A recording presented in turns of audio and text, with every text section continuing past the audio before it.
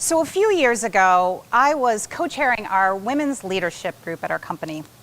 And I remember this one meeting we had. We're all kind of sitting around the table, debating the topics of our next big conference.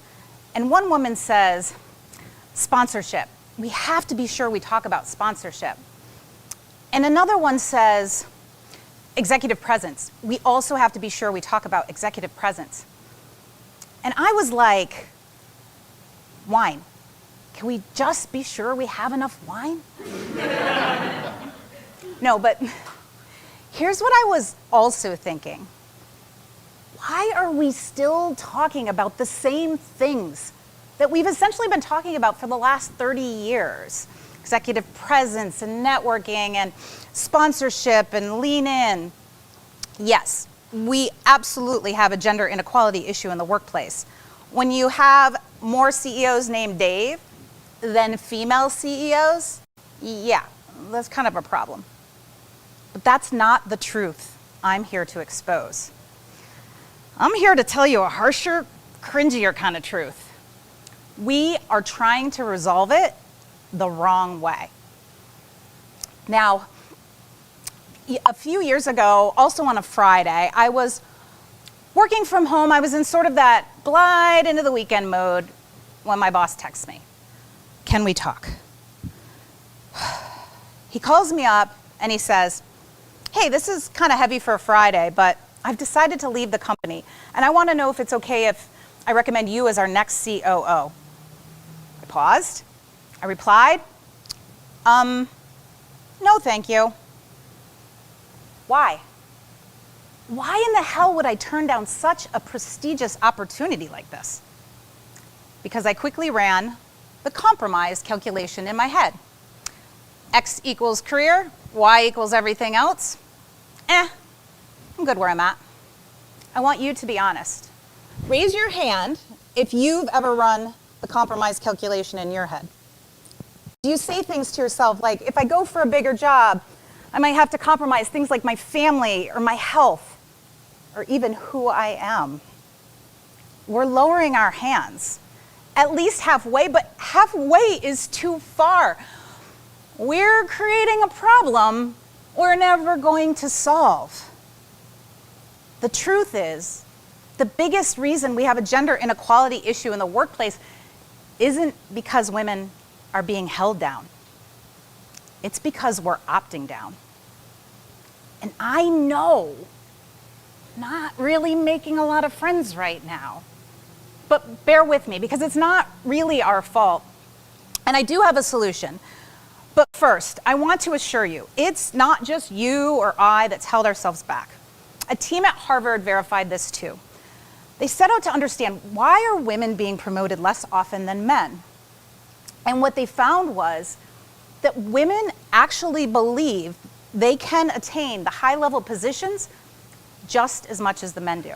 But the big difference was that women were far more likely to expect negative trade-offs as a result. And of course, gender inequality, it doesn't just impact women. In a McKinsey study, they estimated that if we were to achieve gender parity in the workplace by the year 2025, we could add $12 trillion to the global economy. $12 trillion. Do you know that's like 600 billion bottles of Cabernet we could add to all those women's conferences? You see, here's what we do. We often feel like we have to solve big problems with big solutions. We throw these lavish Super Women of the Year conferences, and companies spend $8 billion a year on diversity training. And we have entire industries devoted to diversity and gender. And that's not necessarily what we need. So what do we need? We need a new modern career playbook. One that doesn't necessarily ask you to lean in, but one that gives you permission to lean in a totally different way. What is it? Authenticity.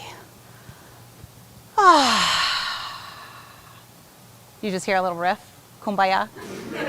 You're over here like meditating. Well, snap out of it. That's actually not what I'm talking about. No, authenticity actually doesn't just mean being yourself. It's a much more nuanced and powerful concept. The origin of the word is Greek. It's authentikos, which means to be genuine, original, and authoritative. Authenticity is like this beautiful intersection of being yourself, being badass. It's like if Joe Exotic had a baby with Kamala Harris. I'm going to help you see the power that authenticity has to change everything.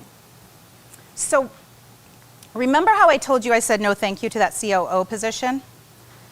Well, I thought about it over the weekend, and I decided to say yes. I realized that the reason I had said no was that I was worried I was going to have to fit into this mold, this sort of club I was going to have to enter into.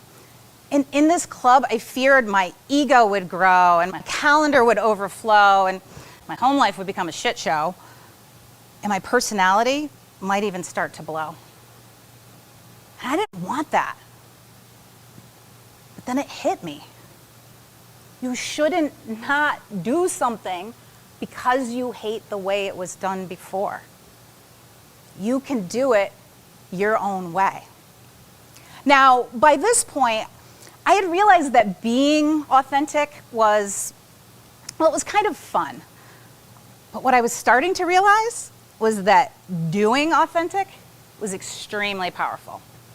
So minutes after I took that new role, I had this critical, make it or break it contract negotiation. I had no clue what to do. And I remember sitting down with their senior executive. For purposes here, we'll just call him Dave. And I said to Dave, what's important to you in this negotiation? And after he responded and kind of spilled his guts, turned the question back on me.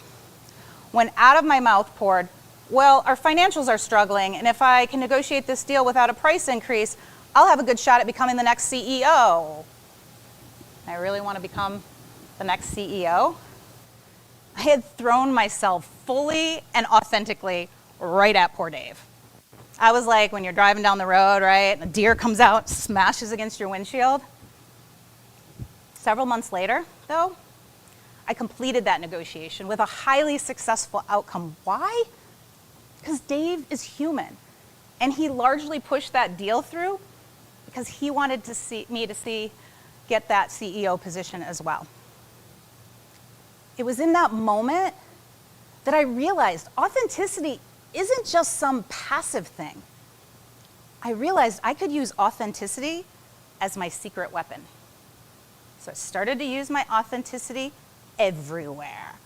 I was like a ninja in a gunfight, from high-stakes negotiations to my LinkedIn profile, from introductions and meetings to, giving big, prestigious talks. And time again, it resulted in success. Now, was it all roses? No, but I still can tell you, even as somebody who failed miserably as an actuary in her first career, the odds were definitely starting to tip in my favor. In fact, I did get that CEO position. I got to lead a team of about 1,000 people, and I'm so proud to say that with my authenticity leading the way, we went from struggling pretty big time to tripling earnings and sending employee engagement scores skyrocketing in just 3 years. And more importantly, I stayed married, my kids thrived, my health was never better, and I stayed me. Using authenticity as my secret weapon, I felt like it changed the entire game. I felt like I went from this game where I was worried about having to do the things that might make me sell out to a game where I was just focused on doing the things that would make me stand out. The compromise calculation, it no longer added up for me anymore. Now, I know what you're probably thinking right now. Awesome, Erin. So happy for you. You have no idea the company I work for. I work with a bunch of jerks, and they're all about profits. What if I were to prove to you that authenticity isn't just some elusive, fluffy strategy? Let me throw a little data at you. First, work by Francis Frey showed that authenticity is one of 3 pillars to creating trust. Second, a Harvard Business Review paper showed that companies with higher trust had 76% higher employee engagement. And lastly, in a Gallup study, they showed that companies with higher employee engagement were 21% more profitable. Oprah once said, "I had no idea that being your authentic self could have made me as rich as I've become. If I had, I'd have done it a lot sooner." People, this is what it comes down to. Companies want results, and leaders in those companies want results, and they don't actually care what playbook you use to get there. It's just that for some reason, we still largely preach this decades-old career playbook. I am giving you permission to hurl aside that crusty old playbook. The executive presence and the politics and the sponsorship, the tough-ass leadership and the martyrdom. Instead, I want you to do things your own way. I want you to create your own authenticity playbook. And don't worry, I'm going to help you get started in writing that book with your first 3 plays. All right, play number 1. Stop playing business buzzword bingo. In your resume, your LinkedIn profile, introductions and meetings. I bet I can guess what your LinkedIn profile looks like. Does it look something like this? Ooh, flawless execution. Like proven experience? Like what the heck is that? Everybody says it. Instead, try telling a story or make fun of yourself a little bit. If you look at my LinkedIn profile, every single one of my position summaries are short stories instead of buzzwords. Try it. Just watch people connect and smile and become intrigued. And I promise you'll stand out from all the other schmucks using the same stuffy BS. All right, play number 2. Change your OOO message. You know, your oblivious outage message. Like, change it to something like, or instead of saying like, "I will be out of the office. I will get back to you as soon as I can." Change it to something like, "Taking a much needed break from all the craziness. I'll get back to you when I'm well rested and less cranky." Just a simple change like that, what happens is it starts to give yourself permission and others permission to be more authentic. Not to mention, take a real vacation. Play number 3, include your children in your work. Get their input on a project you're working on, or use their everyday stories as metaphors and inspiration to those around you. If you have to travel, consider taking them with you. Like the time about a year ago, literally just 2 days before this conference I was speaking at, I realized my kids didn't have school that day and I had no coverage. Now the old Erin would have freaked out. But using my new authenticity playbook, I was like, well, I'll take them with me. And here's the thing. Bringing them with me didn't just help me solve my personal problem. Their presence at my talk was way more inspiring than anything I actually said that day. In fact, I include my children all the time. We actually had to do an application video for this talk, and I asked them to help me direct it. I want to give you a quick backstage look. Say kind of this is a bit heavy for a Friday, and that kind of implies that it's a Friday. And you don't have to like, boom, Friday. Okay, so how should I start it off? And plus, the time that they get it, they might not see it on Friday. That's a good point too. I like that. Yeah, that's what I was thinking in my mind. Just say it's. Yeah, but you were. Yeah, we gotta squeeze this in a lot. Can you tell who was the boss in that video? Definitely not me. Here's the thing, at the end of the day, authenticity is about exposing who you are when people least expect it. Experiment, get curious, just try it. And do not give me the excuse that the leaders around you aren't authentic. Were the leaders around me authentic? Mostly, hell no. But here's the very best thing about authenticity. It's incredibly contagious. What happens is when you start to do it, you unlock this power that's dormant inside of you and inside of others, including those above you. Malcolm Gladwell studied what caused major tipping points in history. And what he found was so fascinating. It isn't the big things that make things tip. It's the small things that cause big transformation.